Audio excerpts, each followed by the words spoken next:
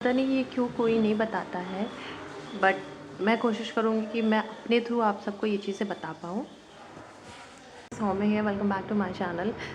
मैं इस वीडियो में बताना चाहती हूँ कि मैं एक रिपीटर हूँ। मैंने प्रीवियस ईयर भी पेपर दिया हुआ है, बट मैंने क्या गलती की है वो इस सारी चीज़ों में कवर करने वाली हूँ, ताकि वो गलती आप रिपीट ना करो। और ये सारी चीज़ें एक फेलियर ही बता सकता है आपको। मुझे नहीं पता कि और लोग वीडियो क्यों नहीं बनाते इस टॉपिक पे, बट मैं अपने थ्रू आप लोग को ये चीज़ शेयर करना चाहती हूँ। पहली चीज़ होती है बैंक जो होता है, वो बैंक के जो पेपर्स होते हैं वो बैलेंस मांगते हैं। लाइक जैसे कि अगर आपका क्वांट अच्छा है, रीजनिंग और इंग्लिश नहीं अच्छा है, तो बिल्कुल नहीं निकाल पाओगे आप। आपको अगर आपका एक स्ट्रॉन्ग सब्जेक्ट है तो 2 बिल्कुल वीक सब्जेक्ट नहीं होने चाहिए। एक भी वीक सब्जेक्ट नहीं होना चाहिए, एवरेज होना ही चाहिए। अगर आप सोचो कि आप इंग्लिश के बिना निकाल पाओगे प्रीलिम्स, तो बिल्कुल भी पॉसिबल नहीं है। मुझे ऐसा लगता है, माइट बी बहुत अच्छे जिनका है कि क्वांट और रीजनिंग बहुत अच्छा तो इंग्लिश में 10 नंबर भी आ जाते हैं तो निकल जाता है, बिल्कुल पॉसिबिलिटी है, लेकिन एवरेज होना ही चाहिए।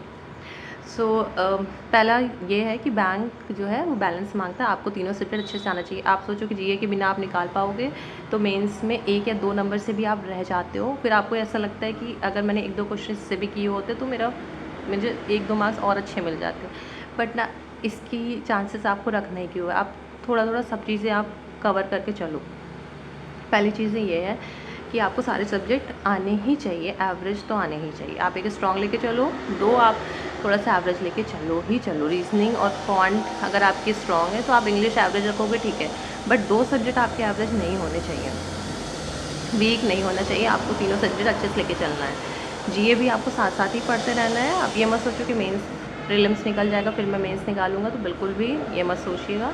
मेरी गलती थी कि मैं प्रीलिम्स लेके चलती थी, प्रीलिम्स जब मेरा निकलने लगा तो फिर मेरा मेंस रुक गया, और ऐसे 4-5 पेपर मैंने मेंस दिया, मेरे नहीं निकले हैं क्योंकि मैंने मेंस की अच्छे से तैयारी नहीं की है। जैसे कि आपको लग रहा होगा कि अगस्त में पेपर है, आईबीपीएस का कैलेंडर आउट हो चुका है, तो अगस्त में पेपर्स है, अगस्त के बाद ही हैं। तो आप ये सोच के चलो कि अभी मेरे पास 5 महीने हैं, 6 महीने हैं, तो बिल्कुल भी टाइम नहीं है। ये दिमाग से निकाल दो कि आपके पास टाइम है, क्योंकि जब आप अगस्त के पास पहुँचने लगोगे ना, तब आपको कॉम्पिटिशन इतना हाई लगने लगेगा ना, आपको तब रियलाइज़ होगा कि आप ऑलरेडी बहुत पीछे हो गए हैं। तो आप ये सोच के दिमाग से निकाल दो कि 5 या 6 महीने अभी भी हैं आपके पास, बिल्कुल नहीं है। बहुत कॉम्पिटिशन हाई है, एक पॉइंट 01 नंबर से भी आप पीछे रह सकते हो। तो बिल्कुल टाइम नहीं है, आपको 6 महीने अच्छे से ही पढ़ाई करनी है। तो ये बिल्कुल अच्छे से सोच के चलो, और अपने माइंड में भी रखो कि अभी बिल्कुल टाइम नहीं बचा है। क्योंकि मेरे साथ भी ऐसा होता था, मुझे लगता था कि 1-2 महीने पहले पढ़ लूँगी, हो जाएगा, बट प्रीलिम्स निकल गया, बट मैं मेंस में अटक जाती हूँ। तो आप अभी से स्टार्ट करो प्रिपरेशन करना। थर्ड चीज़ मैं आपको बताना चाहूँगी कि आप अगर लाइव क्लासेस और रिकॉर्डेड वीडियोस देख रहे हो तो अच्छी बात है, बट उसमें अपना पूरा टाइम वेस्ट मत करो। पूरा दिन ऐसे लाइव क्लासेस या रिकॉर्डेड क्लासेस मत देखो। आप मॉक को भी दो टाइम, मॉक को ही ज़्यादा टाइम दो। अपना देखो कि आपका वीक एरियाज़ कहाँ हैं, स्ट्रॉन्ग एरियाज़ कहाँ हैं। वीक एरियाज़ है तो उनकी वीडियोज़ पर्टिकुलर उठा के देखो, फिर आओ दोबारा वो क्वेश्चन सॉल्व करो। फिर अगर आपको लगता है कि अभी भी आपका भी कॉन्सेप्ट क्लियर नहीं हुआ, फिर जाओ वो वीडियोस देखो। बट आप पूरा दिन लाइव क्लासेस, रिकॉर्डेड क्लासेस मत देखो।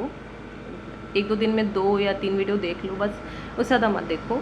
और लाइव क्लासेस के फ़ायदे भी हैं, जैसे कि उसमें बहुत लोग कमेंट्स करते रहते हैं आंसर्स के, तो उसमें आपको कंपटीशन पता चल जाएगा कि कितने सारे लोग हैं जो आपसे आगे हैं। बहुत लोग तुक्का मारते हैं, पर बहुत लोग रियल में सॉल्व करके वो अपने आंसर्स देते हैं, तो आपको उसमें समझ में कितनी जल्दी लोग आंसर कर रहे हैं उसमें। तो इससे आपको कंपटीशन का थोड़ा सा आइडिया हो जाएगा। तो आप चाहो तो लाइव क्लासेस देखो, बट ज़्यादा मत देखो। है कि आप दूसरों के देख के आप अपनी टू डू लिस्ट मत बनाइए। दूसरों की स्ट्रेंथ क्या है, आपकी स्ट्रेंथ क्या है, बिल्कुल डिफरेंट होता है।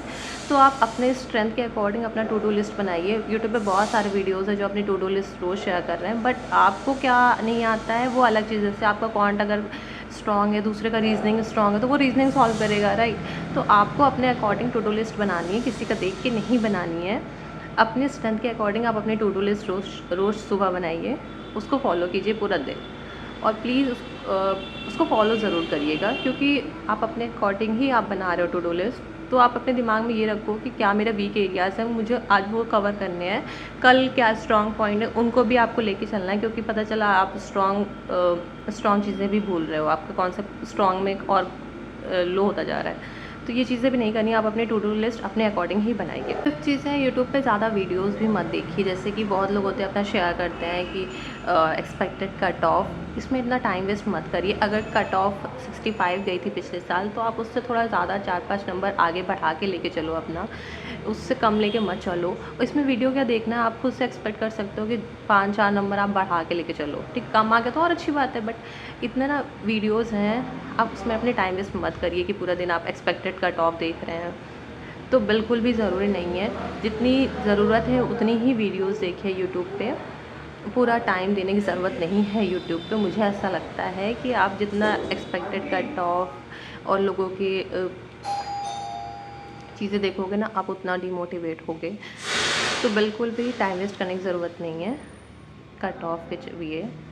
और सबसे इम्पॉर्टेंट चीज़ है मॉक टेस्ट देना। मॉक टेस्ट बहुत इंपॉर्टेंट है आपके लिए, इनफैक्ट सबके लिए। कोई भी पेपर के लिए आपको मॉक टेस्ट ज़रूर देना है। लाइव क्लास बाद में करिएगा, क्लासेस आप नहीं भी करोगे ना, तो अगर आप मॉक टेस्ट अच्छे से एनालाइज़ कर रहे हो ना कि आपकी गलती कहाँ हो रही है, क्योंकि उसमें आंसर्स भी होते हैं, तो आप मॉक टेस्ट देखो कि कहाँ पे क्या गलत हो रहा है, वीक एरियाज़ चेक करो, दोबारा उसको स्ट्रॉन्ग बनाने की कोशिश करो और अपने मॉक स्कोर्स को एनालाइज़ करो कि पर डे आपका मॉक टेस्ट में कहाँ से इंक्रीज़ हो रहा है और कहाँ से डिक्रीज़ हो रहा है। अगर आपको ये भी देखना पड़ेगा कि इंक्रीज़ कहाँ से हो रहा है। आपको जो पुराने क्वेश्चंस नहीं आते थे, वो आप आज कितनी जल्दी सॉल्व कर पा रहे हो। एनालाइज़ करना बहुत इंपॉर्टेंट है, सबसे इम्पॉर्टेंट चीज़ है।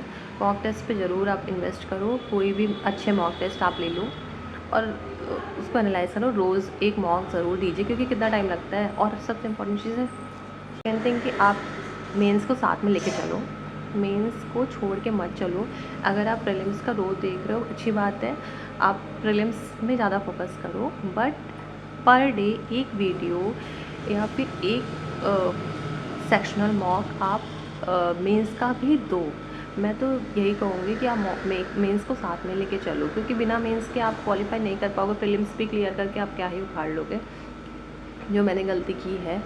तो आप मेंस का थोड़ा थोड़ा लेके चलो, साथ में लेके चलो प्रीलिम्स के साथ। ये मत सोचो कि प्रीलिम्स निकल जाएगा तब मैं मेंस की तैयारी करूँगा, बिल्कुल भी पॉसिबल नहीं है। 10-12 दिन, 1 महीने में आप मेंस नहीं क्लियर कर सकते हो, बिल्कुल पॉसिबिलिटीज़ नहीं है। तो आप जीए को पर डे 1 घंटा आप दे दो, साथ में लेके चलो। एक सेक्शनल मॉक मेंस का आप ज़रूर लगाओ, चाहे वो रीजनिंग हो, इंग्लिश हो, क्वांट हो, आप ज़रूर लगाओ, साथ में लेके चलो उसको।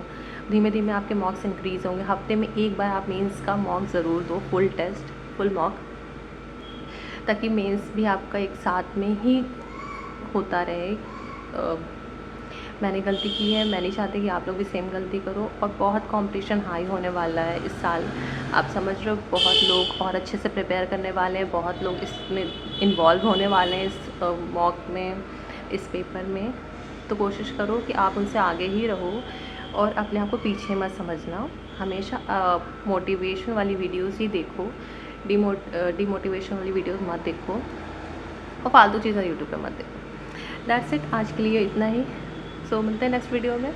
अगर आपको कोई क्वेश्चंस हैं जो आप मुझसे पूछना चाहते हो, तो आप कमेंट कर देना, मैं ज़रूर उस पर वीडियो लाने की कोशिश करूँगी।